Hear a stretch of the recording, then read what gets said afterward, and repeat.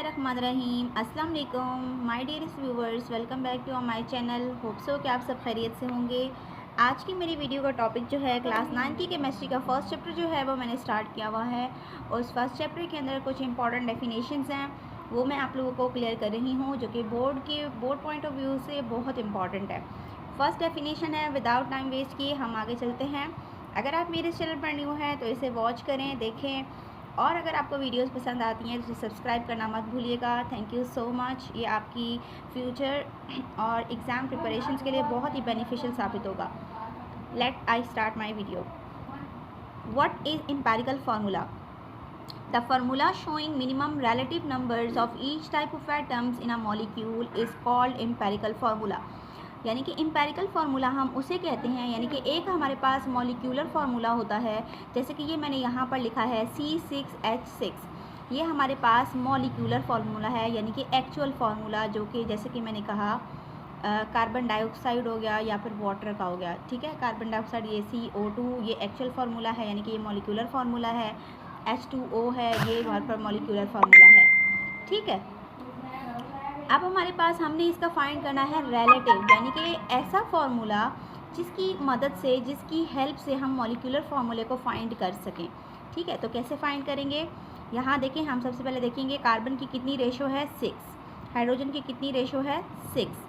तो 6 1 ज़ा 6, 6 1 ज़ा 6, यानी कि कार्बन की रेशो 1 होनी चाहिए इसके एम्पिरिकल फार्मूले में, और हाइड्रोजन की रेशो 1 होनी चाहिए।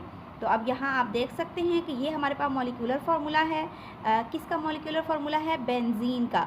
और इसी बेंजीन का अब एम्पिरिकल फार्मूला जो है वो हमारे पास क्या है जी? CH है। इसकी हेल्प से हम यहाँ पर मॉलिक्यूलर फार्मूले को फाइंड आउट कर सकते हैं। तो आपने बताना है कि relative number, minimum relative numbers जो हैं एटम वही रहेंगे।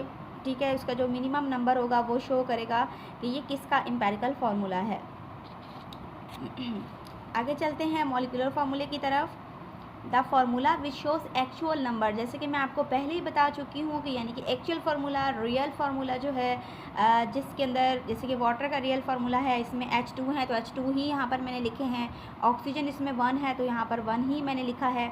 CO2 है तो कार्बन 1, और O2 है तो O2 ही मैंने लिखे हैं। ठीक है, तो जो एक्चुअल चीज़ है, एक्चुअल फार्मूले को ही हम मॉलिक्यूलर फार्मूला कहते हैं। अब यहाँ पर क्या है जी? हमारे पास C6H12O6, ये हमारे पास मॉलिक्यूलर फार्मूला है। किसका फार्मूला है? ग्लूकोज का।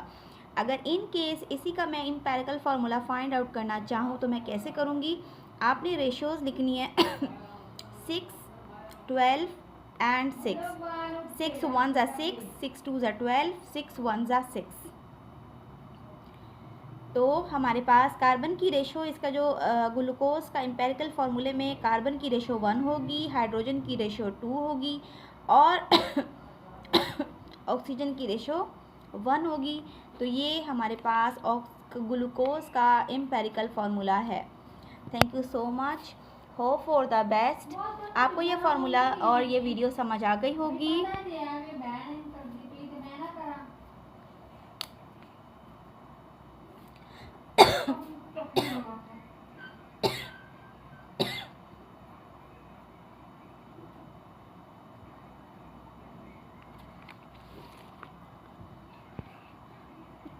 इससे नेक्स्ट वीडियो के अंदर इंशाल्लाह ताला मैं चैप्टर नंबर 1 के न्यूमेरिकल से स्टार्ट करूँगी। ठीक है, और फिर आप लोग उसे देखना मत भूलिएगा। ठीक है, सीरीज़ वाइज आपको बुक की एक्सरसाइज के न्यूमेरिकल्स भी करवाऊँगी, और उसके बाद जो तमाम इम्पॉर्टेंट बोर्ड के पॉइंट ऑफ व्यू से इम्पॉर्टेंट है वो भी करवाऊँगी।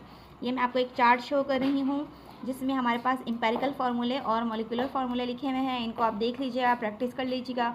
मुझे कमेंट में लाज़िम बताइएगा कि आपको ये टॉपिक समझ आया या नहीं। मॉलिक्यूलर फार्मूले जो हैं इनको देखते हुए इनकी रेशियोज़ लिखें, और कैंसिल आउट करके इनके एम्पिरिकल फार्मूले फाइंड आउट करने बहुत ज़रूरी हैं। ठीक है, और इजीली हम फाइंड कर सकते हैं। इससे हम रटाफिकेशन जो है, जैसे कि रॉट लर्निंग होती है जिसे हम कहते हैं रटाफिकेशन को, वो हमें करनी नहीं पड़ेगी। Thank you so much, hope for the best. New video में जल्दी मिलते हैं। अल्लाह हाफिज़।